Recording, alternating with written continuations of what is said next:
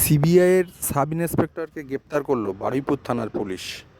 তদন্ত করে দেখা যায় যে এই সিবিআইয়ের সাব ইন্সপেক্টর আদৌ ভুয়ো একটি আই কার্ড নিয়ে একটি নাবালিকার সাথে প্রেমের সুসম্পর্ক তৈরি করে এবং তাকে প্রেমের প্রলোভনে তাকে অপহরণ করে। এই নাবালিকার পরিবার বারুইপুর থানাতে একটি অভিযোগ দায়ের করে।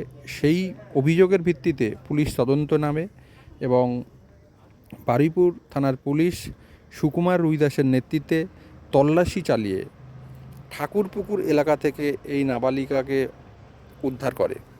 ভুয়ো সিবিআইয়ের কাছ থেকে উদ্ধার হয়েছে নকল সিবিআইয়ের আই কার্ড এবং অরিজিনাল ভোটার কার্ড।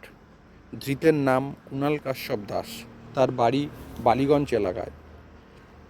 গত 4 মাস এই নাবালিকাকে অপহরণ করে আটকে রাখে বলেই অভিযোগ করা হয় অভিযোগকারিনীর পরিবারের তরফ থেকে। পুলিশ সূত্রে খবর, ধৃত এর আগেও সিবিআইয়ের সাব ইন্সপেক্টর পরিচয় দিয়ে একাধিকবার প্রেমের সুসম্পর্ক তৈরি করে। ঠিক তেমনই 4 মাস হলো মল্লিকপুরে এইভাবে একটি বাড়ি ভাড়া নেয় এবং সেখানেই এক নাবালিকার সাথে প্রেমের সুসম্পর্ক তৈরি করে এবং তাকে প্রেমের জালে ফাঁসায় বলেই অভিযোগ।